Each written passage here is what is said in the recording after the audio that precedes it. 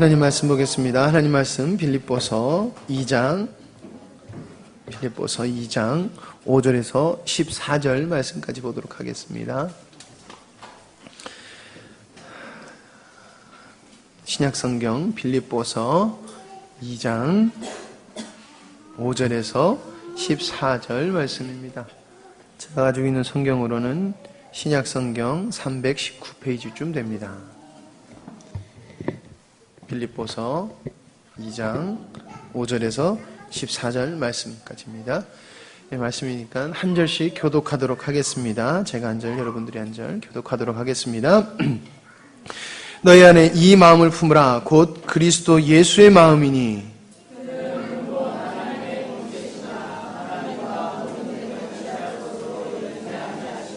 오히려 자기를 비워 종의 형체를 가지사 사람들과 같이 되셨고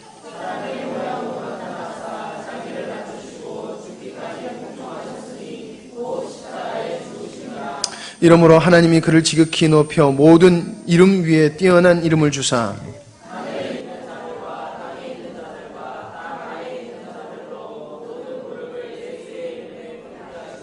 모든 입으로 예수 그리스도를 주라 시인하여 하나님 아버지께 영광을 돌리게 하셨느니라.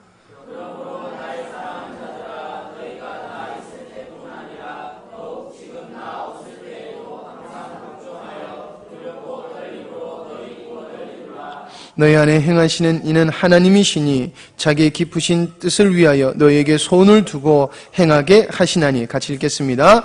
모든 일을 원망과 시비가 없이 하라. 아멘. 이 말씀의 제목은 소원을 주시고 행하게 하시는 하나님입니다. 같이 해보실까요? 소원을 주시고 행하게 하시는 하나님. 예.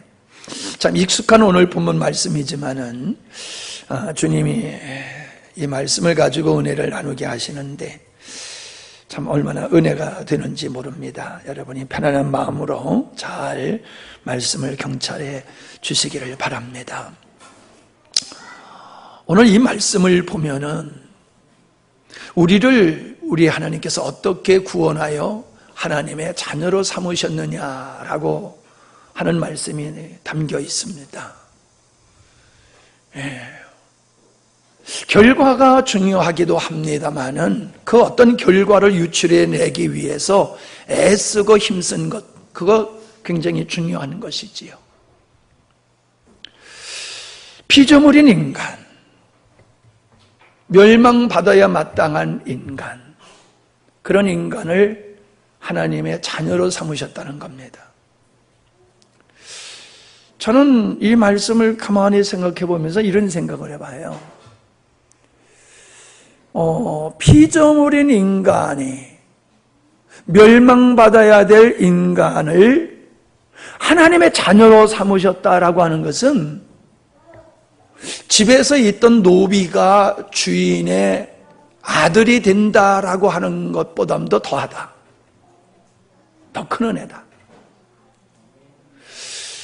여러분이 기르고 있는 개가 어느 날 그 개를 여러분이 자녀로 삼는다고 한번 생각해 보십시오. 말도 안 되는 일이죠. 우리가 가정에서 기르는 개를 내 자녀, 그냥 자녀로 삼는다가 아니라 진짜 자녀가 된다라고 한번 생각해 보세요. 그러면 그 개가 받은 은혜가 얼마나 큰 은혜겠습니까? 그건 말도 안 돼 생각하실지 모르지만은 여러분, 하나님과 피조물이라고 하는 관계는 사람과 개 수준과 다를 게 뭐가 있습니까? 예? 우리는 인간 스스로를 대단하게 생각하니까는 개에게 비유하면 기분이 조금 나쁘실지 모르지만은 한번 냉철히 생각해 보세요. 창조주 하나님과 피조물의 관계가 사람과 개 수준으로 본다라고 했을 때 뭐가 차이가 있냐고요. 우리가 받은 은혜가 하나님의 자녀라고 하는 이 은혜가 그 정도라고 한번 표현을 제가 해보는 거예요. 근데 그렇게 우리를 하나님의 자녀로 삼으시기 위해서 하나님의 대가를 지불하신 게 오늘 나오지요. 그 바로 예수 그리스도의 순종을 여기서 얘기하고 있지 않습니까? 우리는 우리가 구원받아서 하나님의 자녀가 되었다라고 하는 이 놀라운 사건도 중요하지만은 우리를 이렇게 하나님 아들, 하나님 자녀 삼기 위해서 우리 주님이 행하신 그 헌신, 희생, 그 사랑, 이게 얼마나 큰지를 우리는 알아야지. 내가 하나님의 자녀가 된 것이 얼마나 귀한 은혜인지를 비로소 우리가 알 수 있게 된다는 거지요. 하나님이신 예수님이 인간이 되셨어요. 아까도 말씀드렸지만 우리는 인간이니까 우리가 대단하게 생각하지만은 창조주이신 하나님이 인간이 되신다고 하는 것은 사람이 개가 되는 거하고 똑같다는 거지요. 그 말씀을 여기서는 종의 형체다, 그런 말씀을 하시고, 아버지의 뜻, 인간을 하나님의 자녀 삼으시려고 하는 아버지의 뜻을 이루기 위해서 예수님은 인간이 되셔서 이 땅에 오시고 죽는 데까지 순종을 하셨다, 복종을 하셨다, 그렇게 말씀하고 있습니다. 그러한 우리 주님의 낮아지심, 그분의 그런 겸손과 절대적인 아버지의 뜻에 순종을 통하여서 비로소 우리가 그 엄청난 하나님의 자녀가 되는 영광을 입게 되었다는 거죠. 예. 그래서 우리는 예수님 자리가 되는 것이고 하나님의 자녀라는 영광을 누리게 되는 것이지요. 11절을 한번 보시기 바랍니다. 모든 입으로 예수 그리스도를 주라 시인하여 하나님 아버지께 영광을 돌리게 하셨느니라. 예. 예수님은 나의 구세주다라고 시인함을 통하여 하나님께 영광을 돌리게 하셨다, 그렇게 말씀을 하고 있지요. 근데 저는 이 말씀을 좀 달리 표현하고 싶어요. 어떻게? 같은 얘기지만은 예수님이 나의 구세주입니다라고 하는 고백 속에는 내가 이미 예수 그리스도를 통하여 구원받아 하나님의 자녀가 됐다는 뜻이잖아요. 하나님의 자녀가 된 자만이 예수님을 가리켜서 나의 구세주입니다라고 고백할 수 있는 거지요. 아멘? 잘 생각하시면서 말씀 들어야 됩니다. 오늘 말씀이. 예수님이 나의 구세주입니다라고 고백할 수 있는 사람은 하나님의 자녀들만이 할 수 있는 거예요.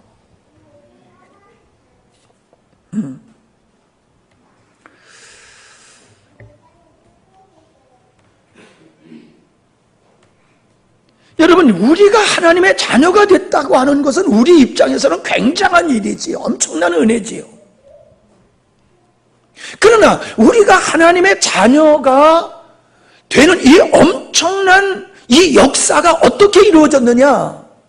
하나님의 사랑에 의해서 이루어졌다는 거예요. 하나님의 절대적인 주권과 하나님의 사랑 속에서 있을 수 없는 일이 벌어졌다는 거예요. 그러므로 내가 하나님의 자녀가 됐다라고 하는 이 엄청난 사건 속에서 우리가 흥분하기보다도 나를 하나님의 자녀로 삼으시는 그 아버지의 사랑과 은혜와 긍휼을 우리는 감동해야 될 줄 믿습니다. 그러니까 내가 하나님의 자녀가 됐다고 외칠수록 무엇이 드러납니까? 우리 가치가 드러나는 게 아니에요. 하나님의 자녀가 됐다고 하는 우리의 가치가 드러나는 것이 아니라 인간을, 피조물을 하나님의 자녀로 만드신 그 위대하신 하나님의 그분이, 그 위대하심이 드러나게 되는 거예요. 아멘? 그래서 하나님이 영광을 받으시는 거예요. 야, 하나님이 인간을, 죄인을 하나님은 자녀로 삼으셨어. 그 자체가 이것을 선포하는 것이, 이것이 고백되어지고 이것이 선포되어지는 그 자체를 통하여 우리 하나님은 하나님의 위대하심이 드러나기 때문에 영광을 받으시는 것이라는 거예요. 왕자가 노비와 결혼을 했다고 생각해 보십시다. 노비가 왕자를 사랑해서 결혼이 이루어질 수는 없는 거지요. 왕자가 노비를 보고 그에게 마음에 사랑이 가서 그를 아내로 왕비로 삼았다라고 생각한다라고 하면은, 야, 참 그 여자 횡재했네, 이런 생각을 할 수도 있겠지요. 그러나 어떤 또 생각을 할 수 있습니까? 야, 그 왕자 정말로 위대한 사람이다. 사랑을 위해선 신분을 뛰어넘고 다른 사람들의 이목을 초월해서 그 자기가 사랑하는 여인과 결혼을 한다. 야, 그 왕비 정말로 그 여인을 사랑하는 사람이로구나 하면서 그 왕자의 그 순수한 사랑을 사람들은 인식을 할 것입니다. 우리의 구원이, 우리가 하나님 앞에 받은 하나님의 자녀라고 하는 은혜가 바로 그렇다라고 하는 겁니다. 우리가 받은 은혜가 얼마나 큰지 두렵고 떨림으로 내가 받은 은혜에 대한 소중함을 기억하라는 거예요. 내가 하나님의 자녀가 된 것에 대한 그 가치를 바르게 인식하고, 나를 하나님의 자녀로 삼으신 그 아버지의 사랑을 잊지 말고, 나를 하나님의 자녀로 삼으신 그 아버지의 목적을 망각하지 말고 사는 것이 성도의 삶이다 라고 하는 것을 우리에게 말씀해 주고 있는 거지요. 오늘 말씀해 보면요, 두 가지 말씀을 하고 있어요. 너는 그리스도의 마음을 품어라. 또 한 가지는 두렵고 떨림으로 구원을 이루라. 자, 그리스도의 마음을 품는 것과 두렵고 떨림으로 구원을 이루는 것에는 어떤 연관성이 있다는 거예요. 내가 받은 구원을 무슨 노력을 해서 완성해 나가라는 것이 아니지요. 나를 구원하여 하나님의 자녀로 삼으신 이 엄청 두렵고 떨림으로 받을 수밖에 없는 엄청난 은혜를 우리에게 베푸신 그 아버지의 선하시고 기쁘신 뜻을 따라서 살아가는 것이 바로 구원을 이루는 것이다 라고 하는 것이지요. 그처럼 우리를 하나님의 자녀로 삼으신 아버지의 그 뜻을 따라서 살아가는 그것이 무엇이냐? 그게 바로 그리스도의 마음을 품는 것이라는 거예요. 엄청난 은혜를 입은 자들이 그 은혜를 지켜가는 것이, 그 은혜를 이루어가는 것이 뭐냐? 예수 그리스도의 마음을 품는 것이라는 거예요. 그냥 우리가 하나님의 자녀가 됐어, 할렐루야, 아, 우리 죽으면 언제든지 천국 갈 수 있어, 됐네, 여기 안주하는 것이 아니라는 거예요. 이제 언제든지 죽으면 나 천국 갈 수 있으니까 이제 편안함으로 살아도 된다는 그런 의미가 아니라는 거지요. 우리를 하나님의 자녀로 삼으신 하나님은 하나님의 자녀된 우리를 향하여 그분이 가지신 기쁘신 뜻이 뭐냐? 그리스도의 마음을 품으라는 거예요. 할렐루야. 예.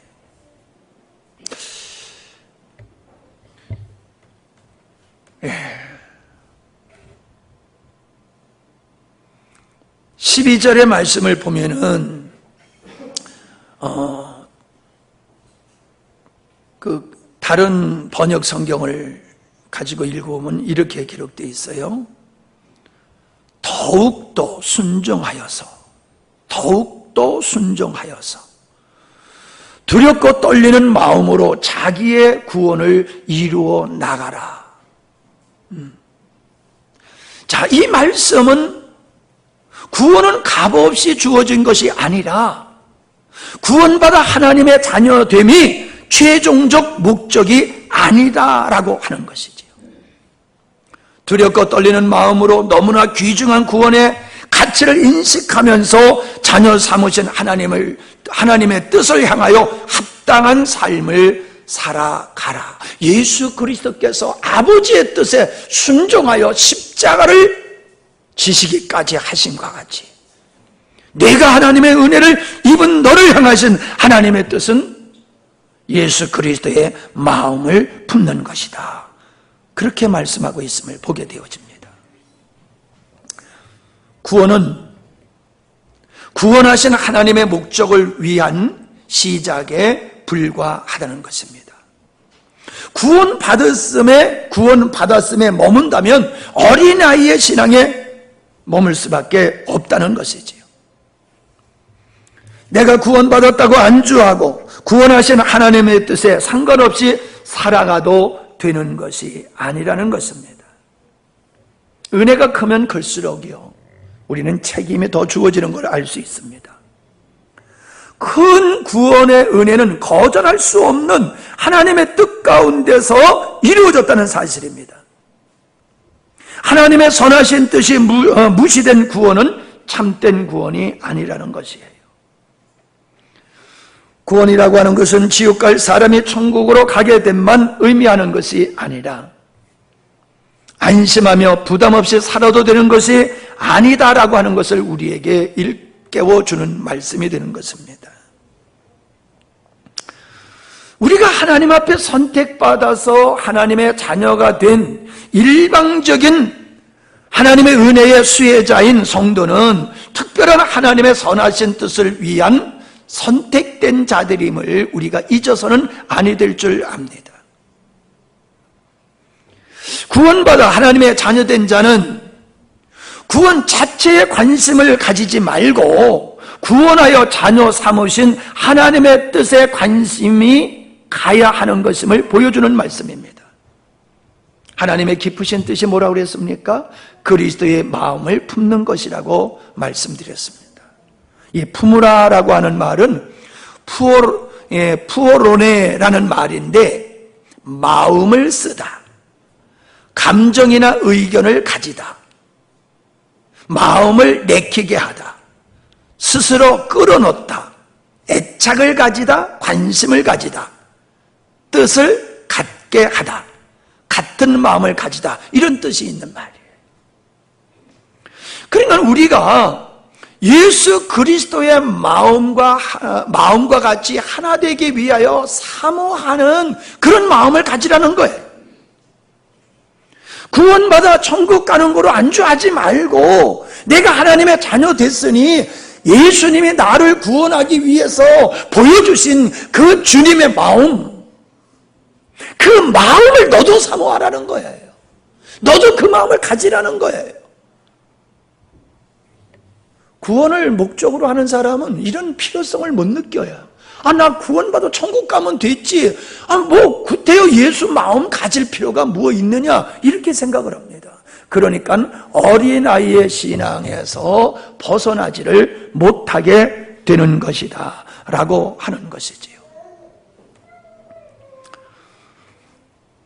13절의 말씀에 보면은요, 구원의 주체가 하나님이다 라고 하는 것이 나타나지요.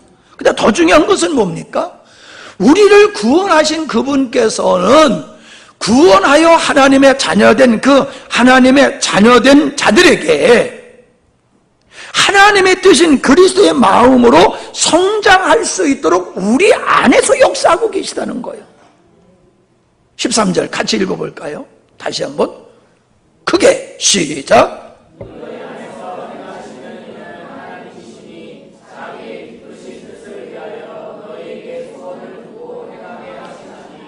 우리를 하나님의 자녀로 삼으시는 것도 하나님의 일방적인 주권과 사랑에 의해서 이루어짐과 더불어서 우리를 구원하신 후에도 하나님이 구원하신 하나님의 자녀들, 그 하나님의 자녀들 안에서 계속해서 우리 하나님은 일하고 계시다는 거예요. 역사하고 계시다는 거예요. 무엇을 위해서?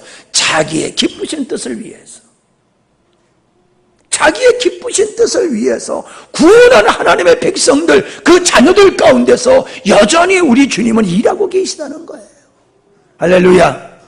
이거를 우리가 잊어서는 아니 될 줄 압니다. 그러니까 우리는 어떤 하나님의 손길을 늘 경험하면서 살아야 되냐 하면은, 나를 구원하시는 하나님의 손길을 이제 넘어서 구원받은 하나님의 자녀를 그리스도의 마음으로 무장하고 온전케 하시는 그 주님의 손길을 우리 삶 속에서 경험해야 되는 거예요. 아멘? 여러분, 그게 가능한 게 왜 그래요? 우리 안에서 주님이 지금 그 일을 하고 계시다고 그러잖아요. 잘 들으셔야 됩니다. 예. 점심 잡수실 생각만 하면 뭔 소리인지 하나도 몰라요. 잘 생각을 하시면서 들어야 돼요. 주님이 우리 안에 계셔. 나를 구원하신 그분이 우리 안에 계시오. 그분이 우리 안에서 지금도 일하고 계셔. 무엇을 위해서? 그리스도의 마음을 가진 그리스도인을 만들기 위해서 우리 안에서 역사하고 계시단 말이에요. 그걸 우리가 우리의 삶 속에서 경험해야 된단 말이에요. 주님이 나를 그리스도의 마음을 갖는 자로 내 안에서 나를 그렇게 빚어가고 만들어가고 계시다. 이게 우리가 성도는 삶 속에서 이걸 경험해야 돼요. 이게 건강한 그리스도인이요. 내가 예수를 믿어서 천국 간다고 하면서도 나를 그리스도의 마음을 담게 하시고 역사하시는 주님의 손길을 경험하지 않고 예수 믿는다라고 하면요, 이거 엉터리로 예수 믿는 겁니다. 정상적인 그리스도인의 모습이 아니에요. 분명히 나를 구원하신 분은, 나를 분명히 구원하신 그분은 내 안에서 또 계속해서 그리스도의 마음을 가진 자로 우리를 조성하고 계시는데, 내가 그걸 경험하지 못하고 있다라고 하면은 나는 죽어서 천국만 가려고 하는 것이지 나를 자녀 삼으신 아버지 뜻과 전혀 상관없이 무관되게 살고 있다는 거예요. 이건 엄청난 문제가 되는 것입니다. 물에 빠진 사람을 건져내고 그냥 지나치듯이 하나님은 우리를 구원하신 후에 그냥 방치하시는 분이 아니라는 겁니다. 창세전에 의도하신 대로 죄인을 구원하여 자녀 삼으시고 구원하여 자녀 삼으심으로 그리스도의 마음을 지닌 자로 세우셔서 예수님과 같이 하나님의 선하신 뜻을 위해 온전히 순종할 수 있는 하나님의 자녀로 삼기 위해서 오늘도 우리 주님은 일하고 계시다는 거예요. 예. 23절의 말씀을 새번역과 개역 한글, 또 현대어로 번역한 것을 제가 한번 읽어보겠습니다. 새번역에서는 하나님은 여러분 안에서 활동하셔서 여러분으로 하여금 하나님을 기쁘게 해드릴 것을 염원하게 하시고 실천하게 하시는 분입니다. 이렇게 번역했어요. 현대 성경으로는 하나님은 자기의 선한 목적에 따라 여러분이 자발적으로 행동하도록 여러분 안에서 일하십니다. 그렇게 번역했고요. 개역 한글은 너희 안에서 행하시는 이는 하나님이시니 자기의 기쁘신 뜻을 위하여 너희로 소원을 두고 행하게 하시나니 라고 말씀하고 있어요. 자, 이 말씀을 통해서 볼 때에 하나님께서는 분명히 우리 안에서 활동하고 계시다. 예. 근데 어떻게 활동하게 하시느냐? 자발적으로 하나님의 기뻐하시는 뜻을 위해서 살아갈 수 있도록 우리 마음속에 염원을 주신다는 거예요. 소원을 주신다는 거예요. 갈망을 주신다는 거예요. 여러분, 아무리 젊어도요, 이런 갈망과 염원이 없으면은 그건 죽은 사람과 같은 거예요. 아무리 나이가 많이 먹었어도 어떤 것에 소원을 갖고 어떤 일에 염원을 갖고 갈망이 그 안에 있으면은 아무리 나이가 많아도요, 도전하게 되어 있고 그 일을 이뤄내게 되어 있는 거예요. 내가 어떤 사람이 되느냐는 어떤 갈망을 가지고 있느냐는 거예요. 학생이 왜 공부를 합니까? 소원이 있기 때문에. 학생이 공부를 안 해요. 왜요? 어떤 염원과 갈망이 없으니까 공부를 안 하는 거예요.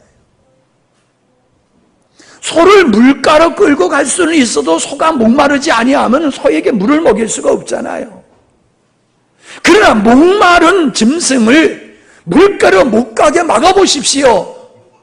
고삐를 끊고서라도, 담을 무너뜨리고서라도 물가로 가지 않습니까?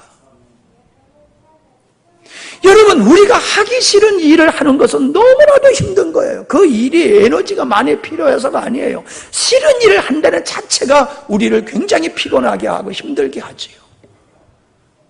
그러나 우리가 즐겨하는 일, 갈망이 있는 일, 염원하는 일을 위해서는 밤을 새워서 하더라도 피곤하지를 않는 거지요.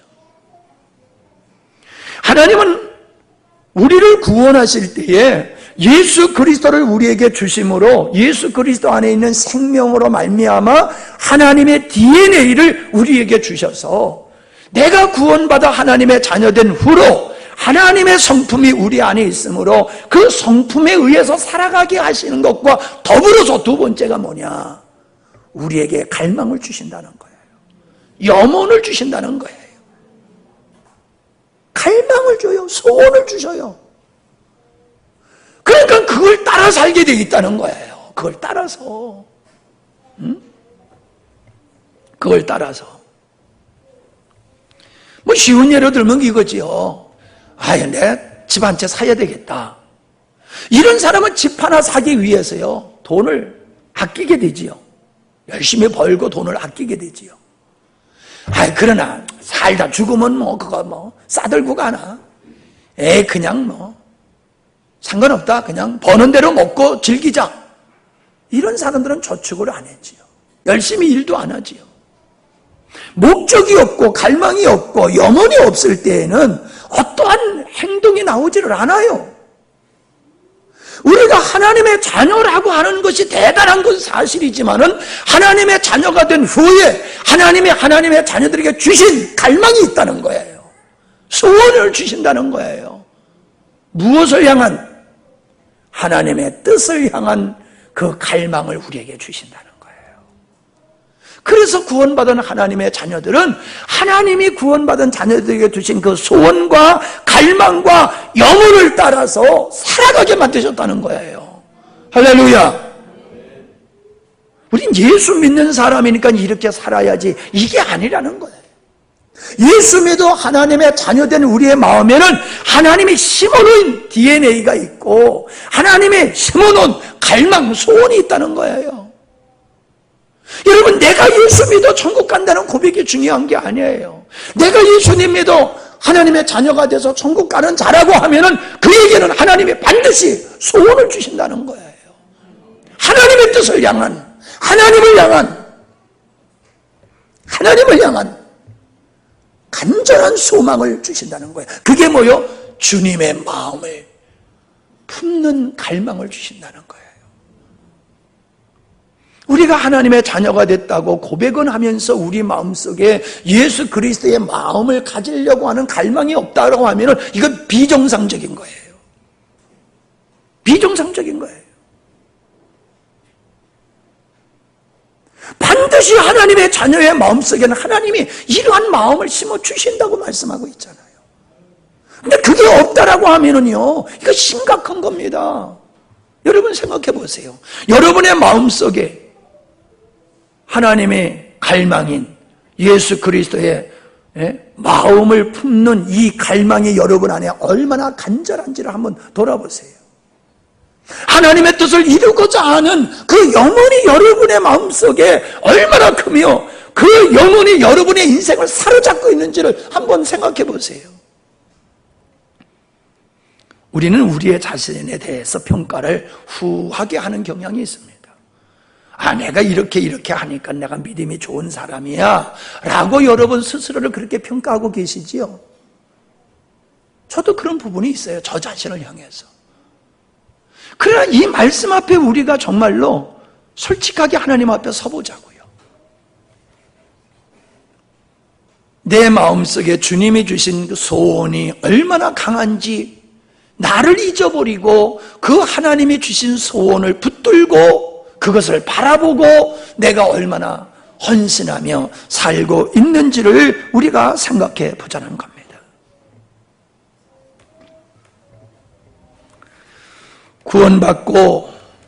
구원받았다고 하면서 구원하신 하나님의 선하신 뜻과는 상관없는 삶을 살아갈 수 없는 것이 성도의 삶이라는 거예요.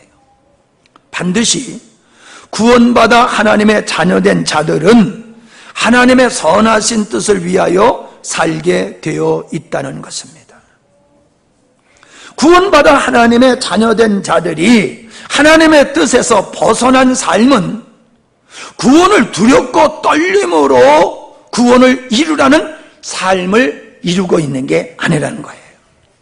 도리어 구원의 가치를 업신여기고 구원을 망령되이 여기는 처사라는 것입니다.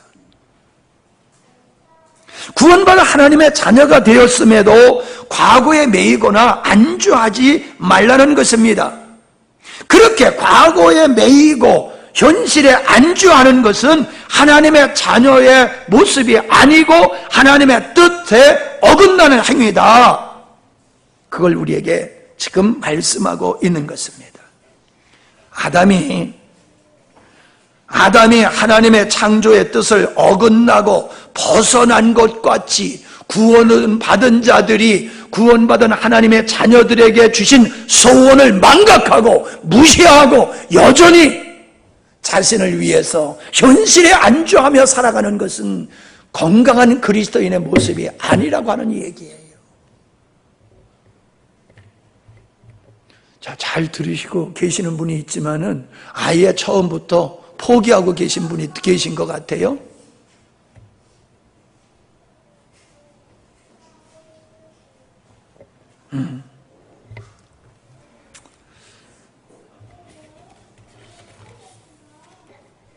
구원이 무엇인지,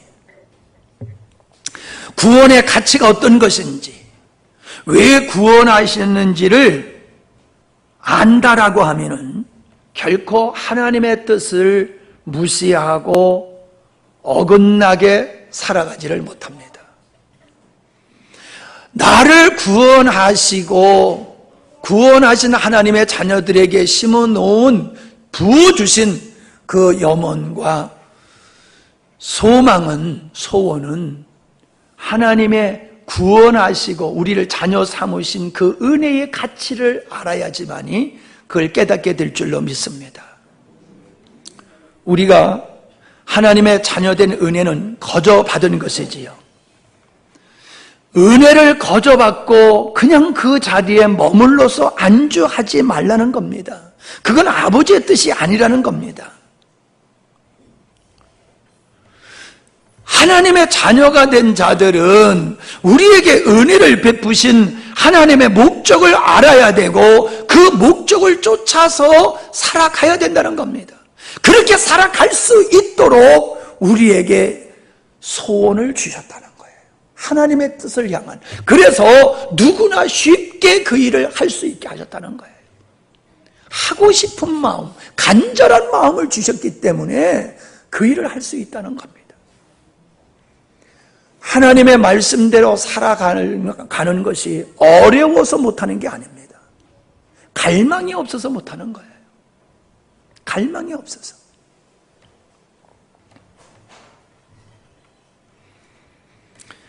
그러므로 우리는 하나님의 자녀 삼으신 목적을 이루는 삶도 여전히 은혜로 되는 것임을 잊지 마시기를 바랍니다. 구원에 은혜 입고 내 힘으로 하는 것이 아니라 은혜를 입고 그 은혜로 우리를 부르신 소망을 쫓아 살아가는 것이 성도의 삶이라는 것이지요. 그러므로 순종의 삶은 쉽고 가볍다라고 하는 주님의 말씀을 경험하게 될 것입니다. 바울이 선교의 갈망을 하나님이 주셨기 때문에 그 갈망에 의해서 그는 죽는 데까지 가서 복음을 전하고 순교하지 않았습니까? 제가 어떤 선교사님이라고 하는 건 기억을 못합니다만은 분명히 제가 기억하고 있는 게 있습니다. 이 나라에 미국의 젊은이들이 선교사로 올 때에 그들의 마음에는 이 동양의 작은 반도의 국가인 조선이라는 나라에 대한 간절한 마음이 그들에게 있었다는 거예요. 간절한 마음. 그래서 그들은 자기들의 삶을 포기하고 선교사로서 이 조선 땅에 와서 선교를 했다는 거예요. 하나님은 그들을 이 땅에 보내실 때에, 하나님이 그들을 이 땅으로 이끄실 때에 그들을 그냥 자동적으로 오게 하신 게 아니라는 거예요. 그들의 마음속에 이 민족을 사랑하는 마음을 부어주셔서 그들이 스스로 이곳에 와서 스스로 순종할 수, 절대적인 순종을 하게 하셨다는 거예요. 이게 하나님의 방법입니다. 제가 한평생 함양이라고 하는 땅에서 목회를 하고 있지 않습니까? 누가 저를 여기다 붙들어 매가지고 제가 못 떠나고 여기서 평생 목회를 하는 게 아니잖아요. 주님이 저의 마음속에 이 땅을 사랑하는 마음을 주시고 이 땅에 살고 있는 영혼에 대한 마음을 저에게 주셨다는 거예요. 사람들은 다 떠나가지만, 고향을 등지고 떠나가지만은 여기 남아있는 그 영혼들을 위해서 내가 헌신하는 것이 이게 내 몫이다라는 마음을 주님이 저에게 주셨기 때문에 저는 평생 그냥 여기서 지금까지 목회를 하고 있는 것이거든요.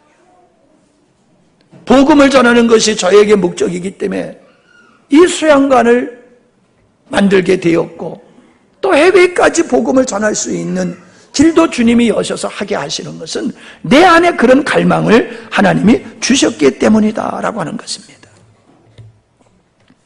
성도는요, 주님이 하나님과 교회에 대한 갈망을 주시면 그 분야에 헌신하게 되어 있는 것입니다.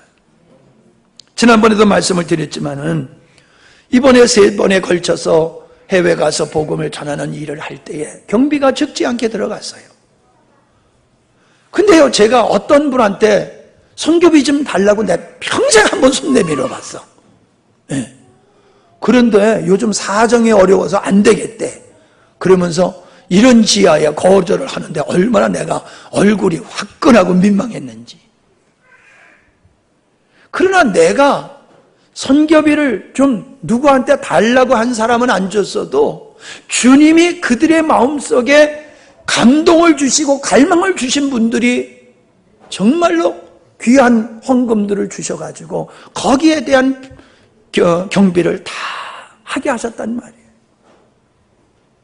하나님의 우리들에게 주시는 그 갈망, 소원, 염원을 따라 살아가는 게 성도예요. 그렇게 우리가 순종할 때에 하나님은 필요한 것을 채우시고 순종하는 삶 속에서 하나님은 일하고 역사하시더라. 할렐루야. 세상에 남지도 아니하고 모자라지도 아니하고 딱 맞게 하나님은 항상 주셨어요. 예.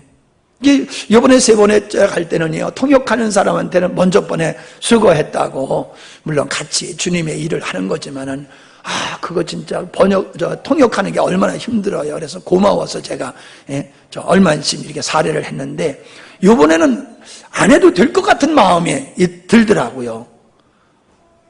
그랬더니, 사례를 안 해도 될 만큼 하나님이 돈을 주시더라고요. 해야 되겠다고 할 때는 할 수 있는 만큼 주시더니 안 해도 되겠다 했더니 안 해도 될 만큼을 딱 주시더라고요. 참 너무 재밌게 하나님께서 역사하시는 걸 경험했습니다. 성도의 삶이라고 하는 것은 주님이 주신 마음을 쫓아서 살아가는 것이 바로 정상적인 그리스도인의 삶인 것입니다. 하나님의 역사는 그렇게 주님이 주신 갈망과 소원을 따라 살아가는 자들의 삶 속에서 하나님이 역사하고 하나님을 경험하게 될 줄로 믿습니다. 영광스러운 교회가 어떻게 세워질 수 있습니까? 하나님이 여기 앉아 계신 여러분, 우리 모두에게 각자에게 주신 그 소원을 따라 순종하면은요, 주님이 원하는 영광스러운 교회가 세워지는 겁니다. 아멘? 하나님이 여러분에게 주신 소원을 따라 여러분이 순종하면은 하나님의 뜻이 이루어지게 돼 있어요. 전도가 왜 어렵습니까? 아니에요. 전도 어렵지 않습니다. 전도가 어려운 거는요, 전도의 갈망이 우리에게 어렵기 때문에 전도가 어려운 거예요. 여러분, 우리가 교회 안에서 어떤 행사가 있고 어떤 일을 해야 될 때에 시간이 없다? 아니에요. 시간이 없는 게 아니에요.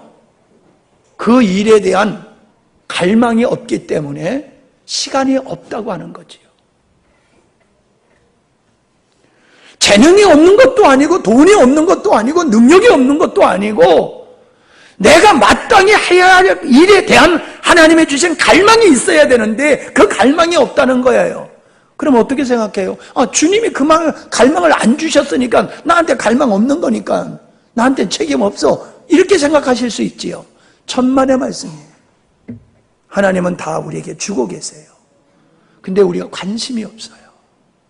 우리는 보고 싶은 것만 보고를 원하고 듣고 싶은 것만 듣는 습성이 있기 때문에 주님이 우리에게 하나님의 갈망을 우리에게 영광스러운 교회라고 하는 복음을 땅끝까지 전파하는 일을 위해서 우리에게 각자에게 어떠한 갈망을 주셔도 우리가 그 일에 관심이 없다 보니까 못 듣는 거예요. 안 들려지는 거예요. 안 보여지는 거예요. 왜요? 하나님이 그런 마음이 없으시다고 하면 다른 사람에게도 없어야 되잖아요. 왜 다른 사람에게 있는데 내게는 없어요? 내가 안 듣고 있는 거예요. 내가 안 듣고 있는 거예요. 영혼에 대한 관심을 가집시다. 이렇게 제가 말씀을 드릴 때 여러분 그 말씀이 어떻게 가슴에 들려집니까? 거절할 수 없는 말씀으로 여러분에게 다가와야지 그게 주님이 여러분에게 주시는 소원이 되는 거예요.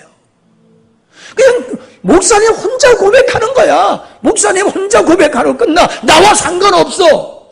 그런 마음이기 때문에 주님이 우리에게 주신 소원이 내 소원으로 다가오지 않는 거예요. 영혼이 없는 거예요. 영혼을 사랑하는 마음이 내 안에서 안 일어나는 거예요.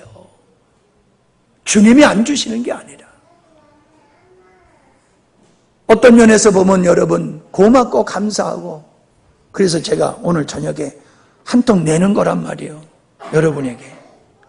그러나 여러분 그렇다 한지라도 우리에게 여전히 문제가 또 가지고 있는데 뭐냐 하면은 하나님이 원하시는 교회, 영광스러운 교회를 세워나가고 땅끝까지 복음을 전하는 일을 완성해 나가기 위해서는 주님이 주신 그 온전한 소원이 여러분 안에서 충만해야 될 줄로 믿습니다. 그래서 그거에 사로잡혀 살아가면요 하나님이 다 채워주세요. 능력 주시고 물질 주시고 건강 주시고 시간 주시고 다 하게 하세요. 뭐 이미 들은 얘기지만 다시 한번 하면은 그 우리 통역하는 형제가 회사에 취직할 수 있는데도 거절했다는 거예요. 왜? 나는 취직을 해서 돈 버는 것도 중요하지만은 나는 아버지 선교 사역을 도와가면서 난 직장 생활하길 원하지 그냥 직장 생활해서 돈만 벌기를 원치 않는다라고 그가 정한 마음을 가졌잖아요. 그랬더니 하나님께서는 그에게 어떤 은혜를 주셨어요? 원할 때마다 통역이 필요할 때마다 통역할 수 있는 휴가를 주는데 며칠씩 주는 줄 아세요? 2주간씩 줘요. 2주간씩. 이틀이 아니고 2주간씩 줘요. 휴가를 통역하고 오라고. 기본으로 주는 휴가 말고 주님이 주신 마음을 따라 살려고 했더니 그렇게 순종하니까는 회사에서 모셔가고 그렇게 특별 대우를 하잖아요. 특별 대우를. 여러분 우리는 뭐가 있어서 해야 된다고 생각하는 건 그건 믿음의 모습이 아니에요. 주님이 내 마음에 갈망을 주시면 그냥 순종하고 가면 되는 거예요. 그러면 하나님이 그 일을 이룰 수 있도록 역사하시는 줄 믿습니다. 우리가 그렇게 해서 쓰임을 받는 거예요. 여러분 쓰임을 받으면요 우리가 은혜를 입어요. 쉬운 예를 들어서 우리가 누구네 집에 가서 일을 하게 어떤 곳에 일을 하게 되면 일하도록 밥 주잖아요. 일했다고 또 사례도 해주잖아요. 마찬가지예요. 우리가 주님 앞에 쓰임은 받으면 받을수록 우리에게 속된 말로 떨어지는 게 많아. 뭐가 많아? 뭐가 많아? 떨어지는 게 많다니까요. 내가 주님 앞에 쓰이면 쓰일수록 달아 없어지는 게 아니라 쓰이는 것만큼 내게 떨어지는 것도 많아요. 내가 누릴 수 있는 것도 많아요. 아멘? 그 떨어지는 그거 보고 하면 안 돼. 떨어지는 거 보고 하면 안 되지만은 절대로 하나님 주님이 주신 소망을 따라 사는 자, 구약에 보면은 소에게 입에 멍에를 씌우지 말아라. 이라는 소를 마음대로 뜯어먹게 망을 씌우지 말라고 그랬어요. 그게 뭐예요? 주를 위해서 헌신하는 자를 하나님께서 책임져 주신다는 뜻이에요. 그러니 여러분, 얼마나 좋으신 하나님의 은혜입니까? 속된 표현을 하면요, 육신의 복, 물질의 복 받고 사는 건 너무 쉬워요. 너무 쉬워요. 주를 위해서 살아보세요. 주님이 주시는 갈망을 따라 살아보세요. 내가 노력해서 버는 것보다도, 얻는 것보다도, 내가 주님께 순종했을 때에 주님께서 팁으로 주시는 게 내가 노력해서 얻는 것보다 훨씬 많아요. 아멘 안 하시네. 팁이 훨씬 크다니까. 주님이 그러셨잖아요. 그 나라와 그 나라의 의를 구하라. 그러면은 내가 다 필요한 거 채워줄게. 여러분, 그 말씀에 내가 속았다는 사람 만나본 적 있어요? 그 말씀에 순종했더니 완전히 하나님께 나는 당했어. 그런 사람 만나본 적이 있어요? 믿음이 없어서 못한 사람은 있어도요, 정말 주를 위해서 나를 돌아보지 아니하고 하나님이 주신 갈망을 따라 하나님을 사랑하고 그리스도의 마음을 추구하고 주님이 원하는 교회를 위해서 땅끝까지 복음을 전하는 일을 위해서 영혼을 세우는 일을 위해서 힘썼을 때에 하나님은 풍성하게 우리의 삶을 축복하시는 줄 믿습니다. 여러분, 세계 역사를 보세요. 세계의 선교사를 보내는 모든 나라는요, 경제적으로도 부유한 나라예요. 선교하는 교회, 선교하는 가정, 선교하는 민족을 하나님이 축복해 주셨어요. 축복해 주셨어요. 우리가 부분적으로 이런 은혜를 잊고 있지만은 여기서 우리가 안주해서는 아니 될 줄 압니다. 보다도 주님이 원하시는 건강한 영광스러운 교회를 세워나가기 위해서 우리 주님이 주시는 크고 강력한 소망들이 있기를 바랍니다. 그 갈망이 여러분을 사로잡고 이끌어가시는 역사가 있기를 바랍니다. 그래서 살아봤더니 하나님이 나를 붙드시고 이런 일을 하셨네, 그러한 고백을 할 수 있는 우리 모두가 되기를 바랍니다. 기도합니다. 하나님, 그리스도의 생명 안에 있는 DNA, 하나님의 성품에 참여하여서 그 성품을 따라 살게 하시는 하나님, 이제 우리에게 소원을 주셔서 소원을 따라서 살아갈 수 있도록 역사하시는 하나님, 그러므로 우리의 힘과 능력으로 하는 것이 아니라 주님의 은혜 가운데서 행하도록 하시는 하나님, 그 하나님을 우리가 깊이 알게 하시고 우리를 자녀 삼으신 후에 그리스도의 마음을 품은 자로 역사하시는 하나님의 손길을 우리 삶 속에서 경험하게 하시고, 내가 그렇게 변화되어짐을 통하여 위대하신 하나님이 세상에 드러나서 영광을 받으시는 역사가 있기를 원합니다. 하나님, 오늘 이 자리에 참여하는 우리 모두가 이 은혜에 깊이 참여할 수 있는 은혜자들이 되게 해 주시옵소서. 예수님의 이름으로 기도하옵나이다. 아멘.